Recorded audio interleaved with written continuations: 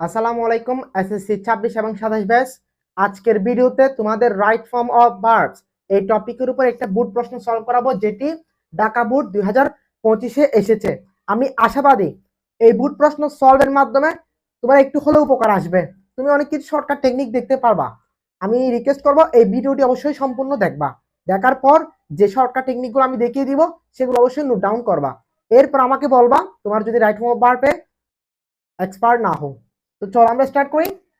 তো দেখা যাচ্ছে আওয়ার অ্যানুয়াল প্রাইজ গিভিং সিরামনি।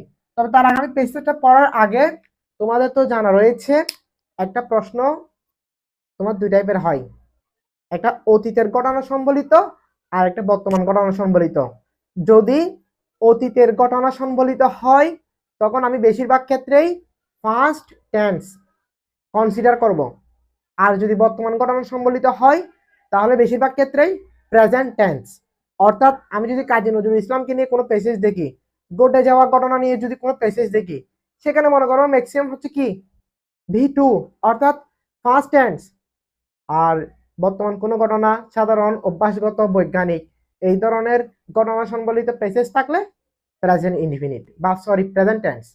তো আমরা প্যাসেজটা পড়ে দেখতেছি, our annual prize giving ceremony yesterday.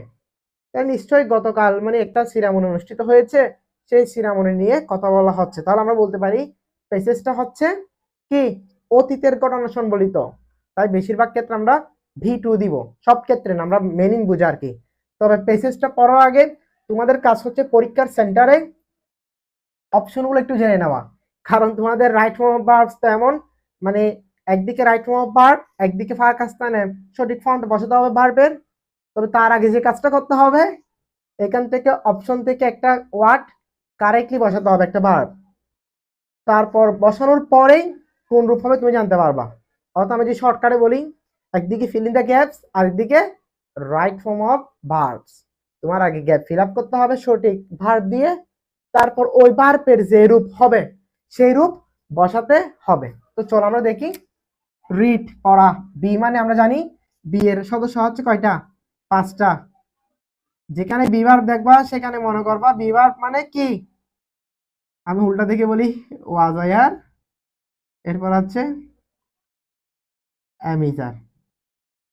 তো আমরা জানি ওয়াজ ওয়ার হচ্ছে কি পাস্টের, আর অ্যামিজার হচ্ছে প্রেজেন্টের।